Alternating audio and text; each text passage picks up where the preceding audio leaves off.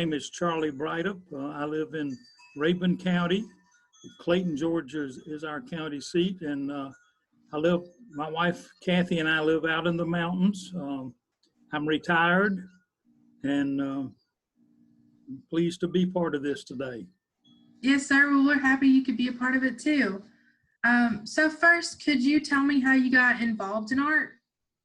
I've been painting, drawing off and on all my adult life, and I really got started in watercolors because when I worked in Atlanta, one of my colleagues was a very, very fine watercolorist, and he also taught. And he would always invite me to come if he had a workshop going on. We were both school teachers, and neither one of us was an art teacher. I was a physics teacher, and he was a math teacher.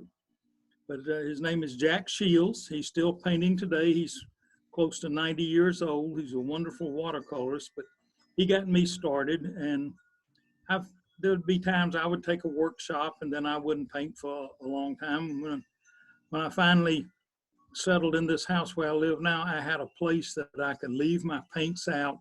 I didn't have to clean up anything. And then, of course, I found the course over there at Sautee Nacoochee, and that prompted me to really get more active in it. Yes, sir. Is watercolor the main medium that you use, or do you use any other types of paints? Now and then I will sketch with pen and ink, but as far as painting with anything other than watercolor, no, I don't.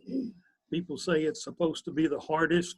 I don't know any better. I've never painted with oil. I've never used pastels. I figure I'm too old to learn something new. I enjoy watercolor just because of the surprises you get from it. Yes, sir. When you say surprises, what do you mean by that? Well, you put the paint on one way and it goes another. Or you add water, or you've added too much water, or not a little water. And you can add other things. I'm particularly fond of putting salt on my paints. And that draws out and makes a pattern on it that surprises you lots of times, and it's a lot of fun to see what comes out when you start. Yes, sir.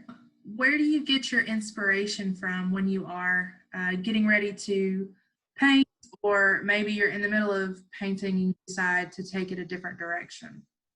Well, that's probably the hardest part of it, is deciding what you're going to paint, planning a painting. Like, we live in a beautiful part of the country. I like to do landscapes. I'm a fisherman. I like to paint fish. I'm a fly fisherman, so I like to paint flies. I particularly like flowers. Those flowers they're all different colors. They're all different shapes. You can be very loose with your painting there and be creative. And the flowers, to you it could look like whatever the flower is, and somebody else might not see it, but they're all beautiful, and you just about can't go wrong with flowers. Yes, sir. So you touched on it a little bit at the beginning, but could you tell me a little bit more about some of the classes you've taken at the center? Well, Becky Peebles class is the only class I've taken there. I've been taking it for at least 6 years. We meet one day a week. Thursday afternoon is the kind of class I like, where we all enjoy each other. She's a very, very good teacher. She's very encouraging. There's a lot of different approaches to it where you can try what you want to, and she's always there to help you. The class and the other classmates in there are always helpful. We really enjoy each other. I wouldn't want to take a class one-on-one. That wouldn't be good for me. But Becky's class is just very, very loyal bunch of artists in there, very different, but we all seem to be growing as we work together. Yes, sir. Is there any advice that you would give to someone who's maybe thinking about starting to do watercolor, or is maybe considering to take Becky's class? Well, I would say go ahead and try it. You're not going to know till you try it. Whatever you paint, it's yours. It's not wrong. Somebody else it may not be what they would have done, but it's what you did. And yes, sir. It's all going to be good in some way. And there's a lot of other help you can get online now and do things that way. But if you don't try it, you're never going to know whether you would have enjoyed it. Sir.